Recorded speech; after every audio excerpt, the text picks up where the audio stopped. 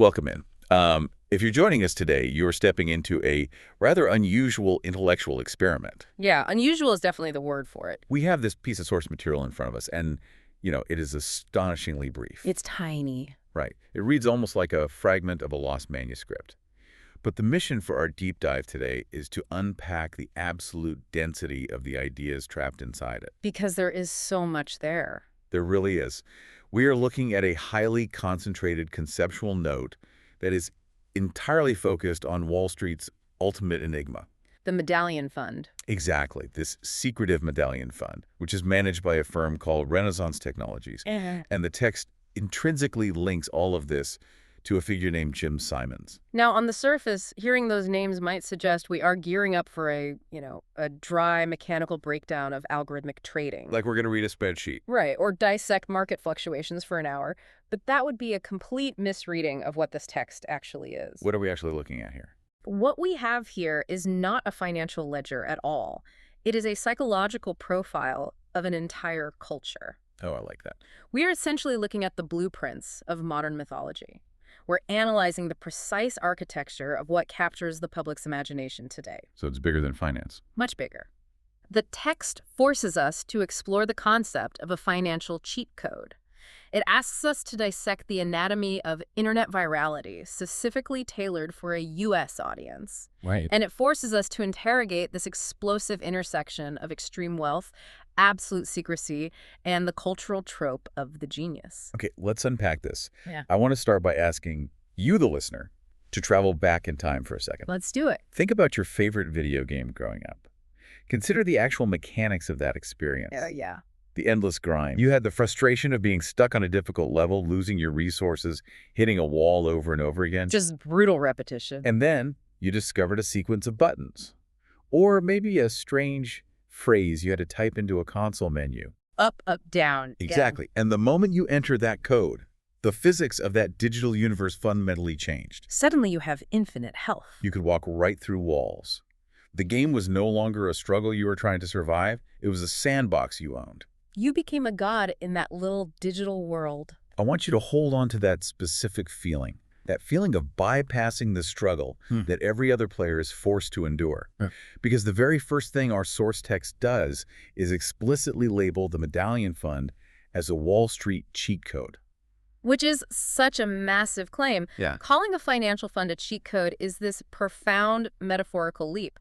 It completely reframes the entity we're talking about. How so? Well, it demands we look at the financial markets not as this organic ecosystem of businesses and economic indicators, but as a deterministic simulation. Like a machine. Right, like a piece of software.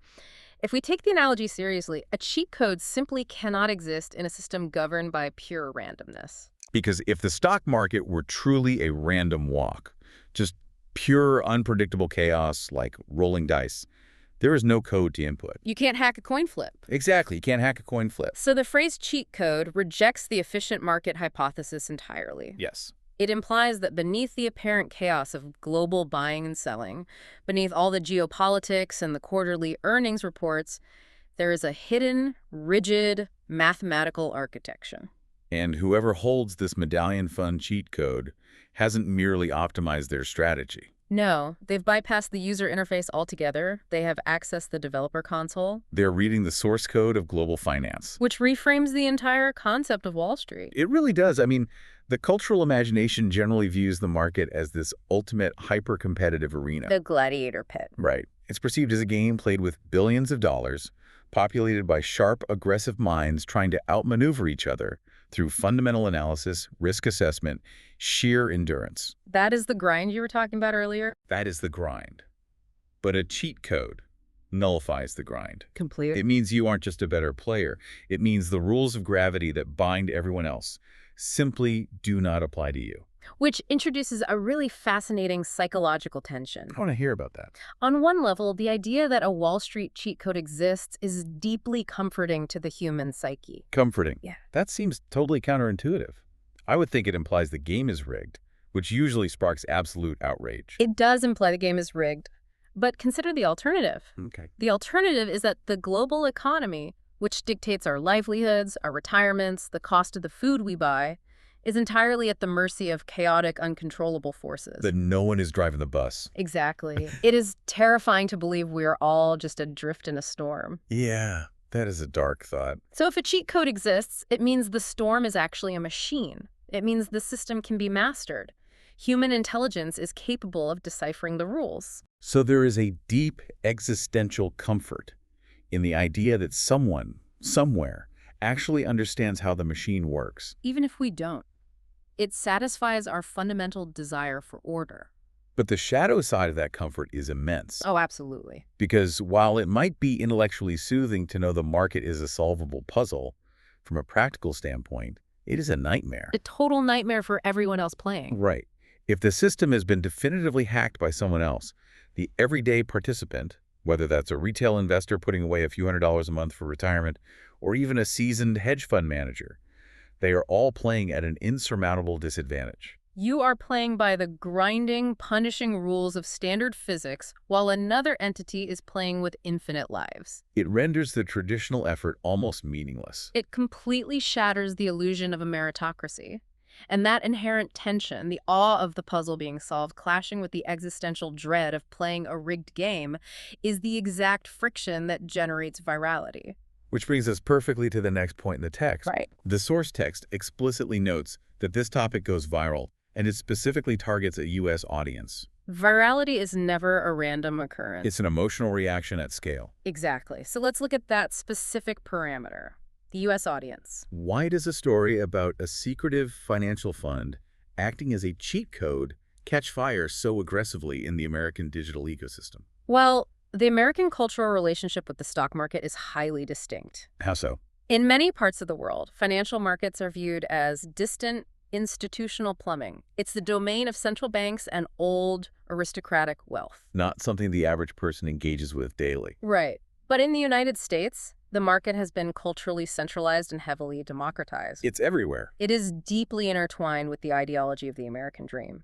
The concept of taking your capital, assuming personal risk, investing wisely, and manifesting upward mobility, that is a core pillar of the national ethos. The market is practically treated as a spectator sport here. A spectator sport and a public arena. It's discussed in barbershops, at family dinners, on mainstream morning television shows. Everyone, from your dentist to your cab driver, has an opinion on a stock. Exactly. The audience is already hyper-fixated on this specific game.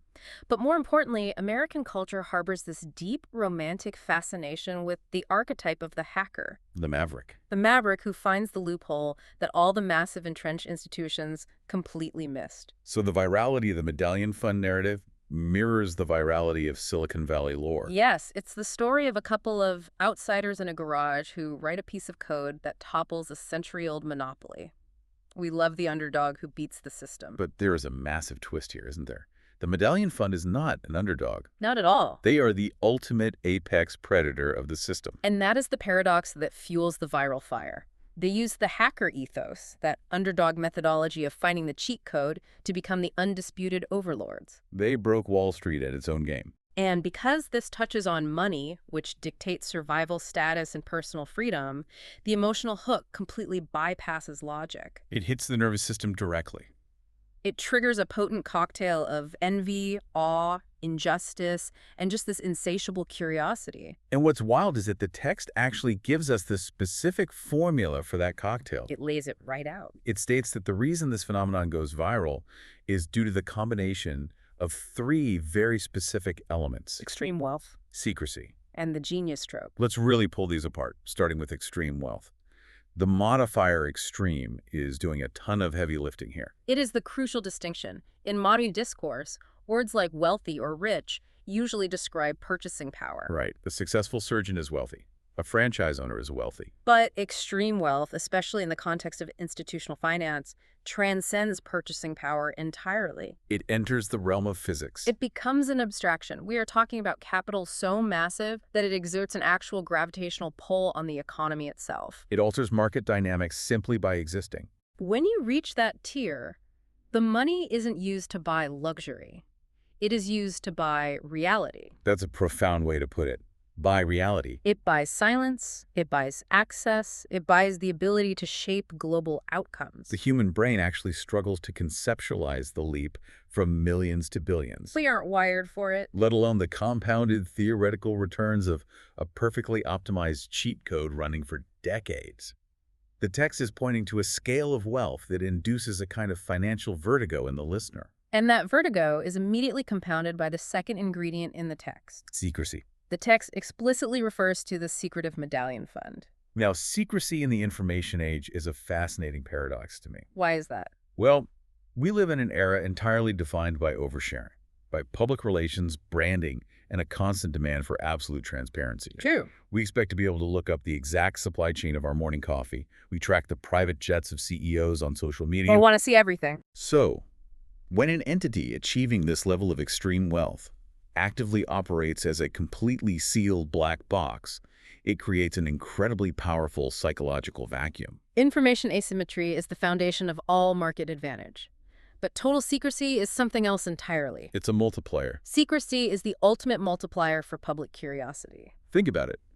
If this fund were out doing press tours all the time, Right. If they were publishing white papers on their algorithms and ringing the opening bell at the stock exchange every other week, the mystique would evaporate almost instantly. the virality would just die. The public would see the mechanics, they'd critique the math, and demystify the entire process. A silent entity in a noisy room demands all the attention. Human psychology abhors a vacuum. If we are denied the mechanics, we are forced to project our own theories onto that blank canvas. It is the fundamental rule of suspense. The shadow on the wall. Exactly. The shadow on the wall is always more terrifying or more awe-inspiring than the actual object casting it. By maintaining absolute secrecy, they force the public imagination to construct something far more potent than whatever practical mathematical reality actually exists inside their server rooms. They elevate themselves from a financial firm to an invisible force of nature. But this combination, extreme wealth and absolute secrecy, is historically a highly volatile mix. Very volatile. I mean, when the public sees incomprehensible wealth generated behind closed doors,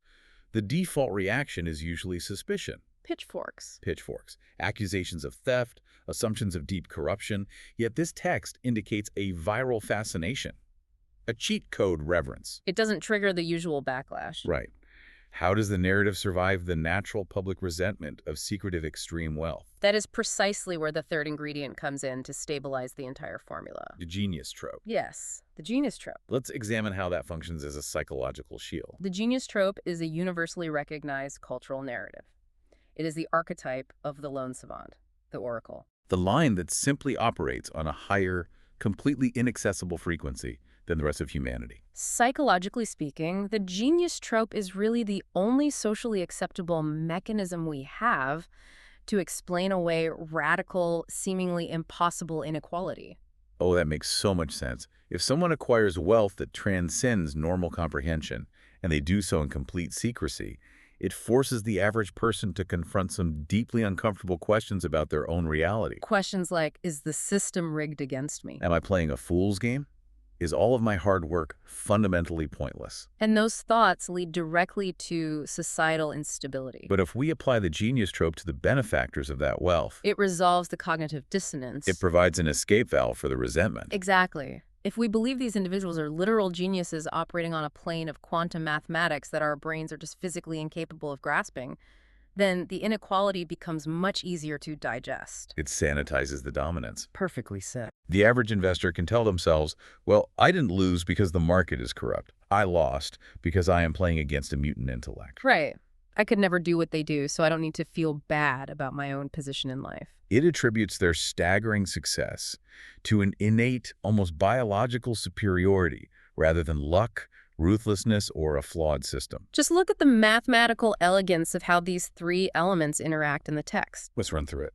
Extreme wealth plus the genius trope, but without secrecy.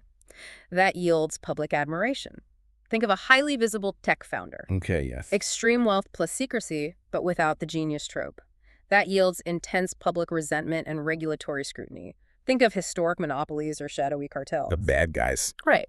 But when you synthesize all three, extreme wealth, total secrecy, and the perceived genius trope, you create an irresistible, unassailable cultural phenomenon. You build an entity wealthy enough to matter, secretive enough to invite endless projection, and perceived as brilliant enough to demand absolute awe rather than outrage. It's a masterclass in narrative positioning. And the text doesn't leave this as an abstract theory either.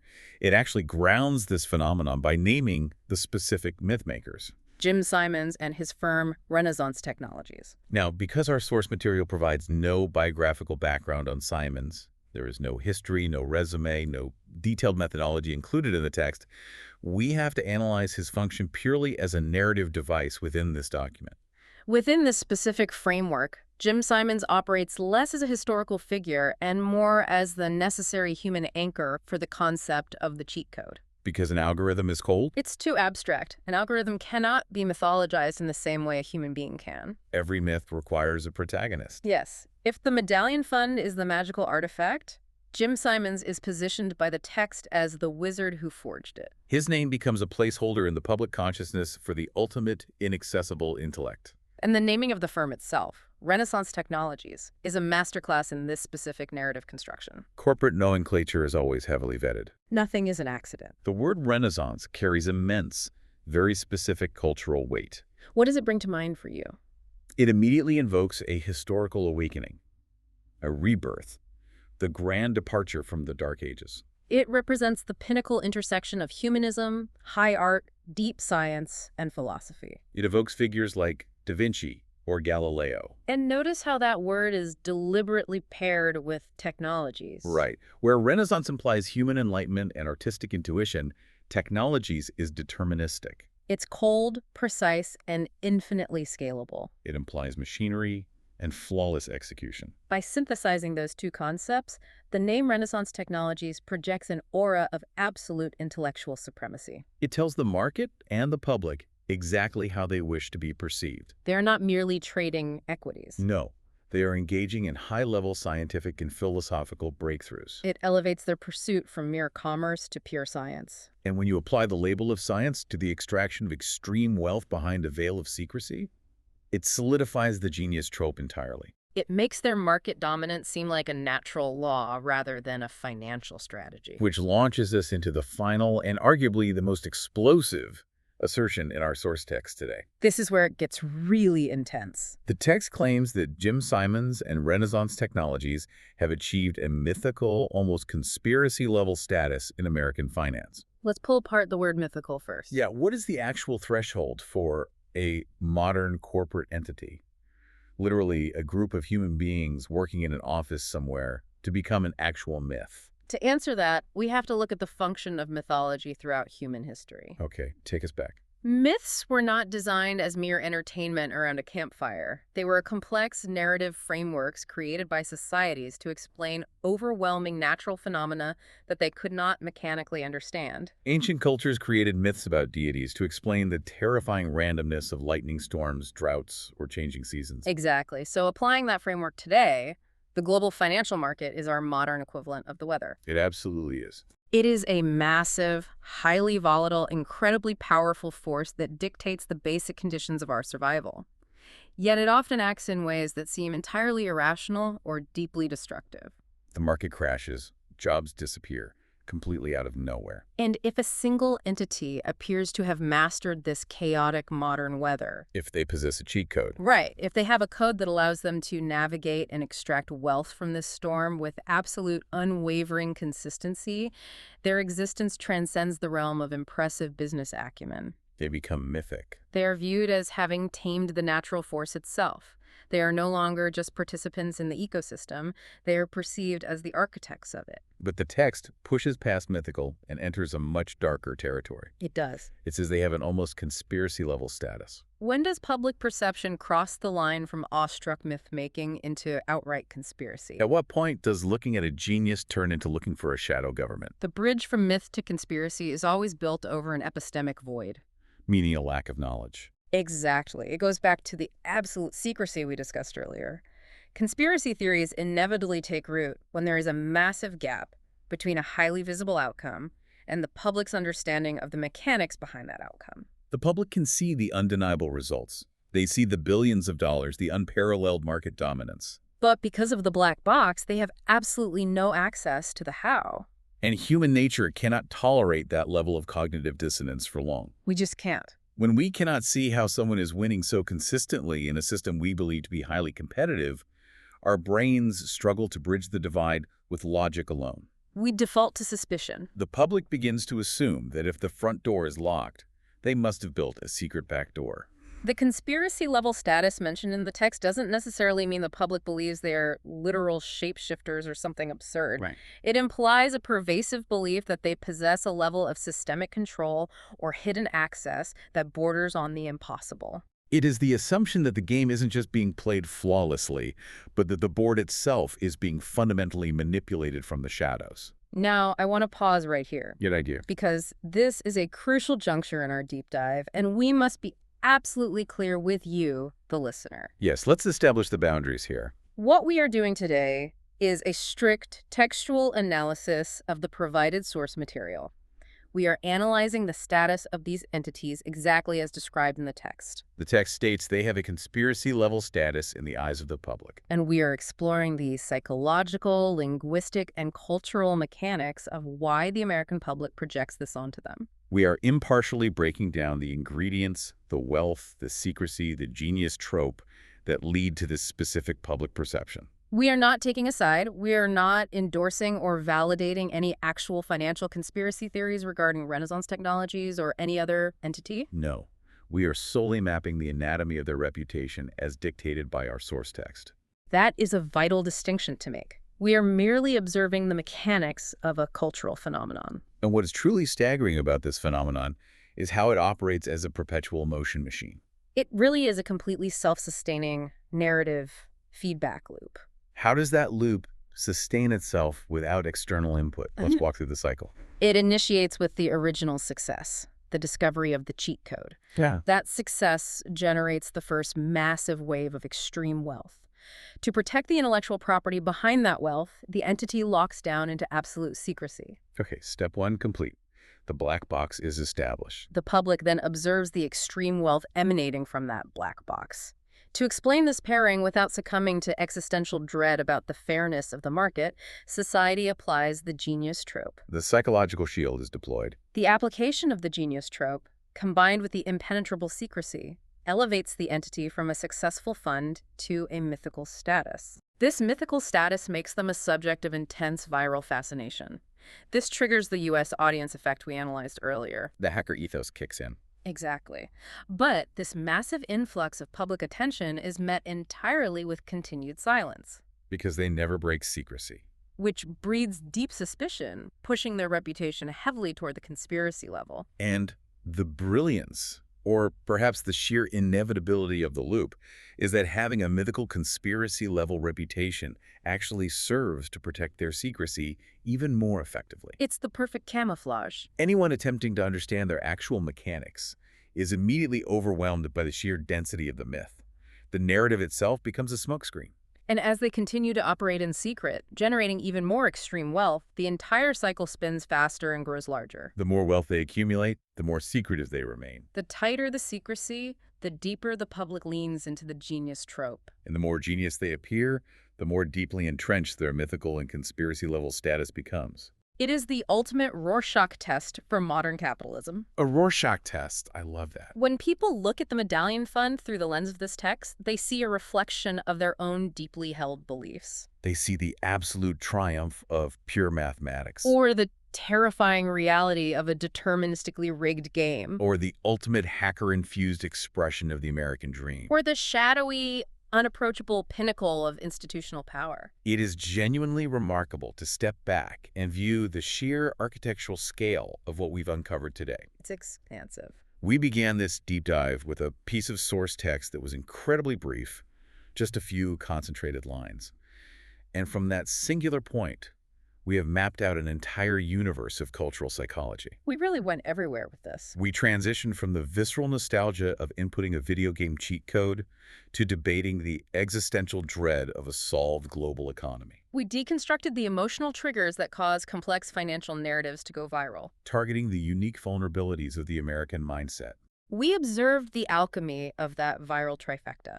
noting how the gravitational pull of extreme wealth, when cloaked in the information void of absolute secrecy, forces society to invoke ancient storytelling archetypes. Like the genius trope. Exactly. Just to maintain cognitive balance. He analyzed how the names Jim Simons and Renaissance technologies function not just as corporate identifiers, but as the modern equivalents of mythic wizards and magical artifacts. Synthesizing human enlightenment with cold, deterministic machinery. And we navigated that razor-thin boundary between awe and suspicion, examining how unparalleled success, in the complete absence of transparency, inevitably births a mythical, conspiracy-level status in the public imagination.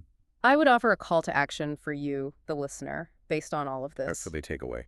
Take the analytical framework we've developed during this deep dive and actively apply it to the broader world. Use it as a lens. The next time you encounter a viral narrative about a secretive AI startup or an impossibly wealthy tech visionary or a sudden, unexplainable shift in global markets, look for these foundational elements. Search for the cheat code narrative. Identify the intersection of extreme wealth, absolute secrecy, and the deployment of the genius trope.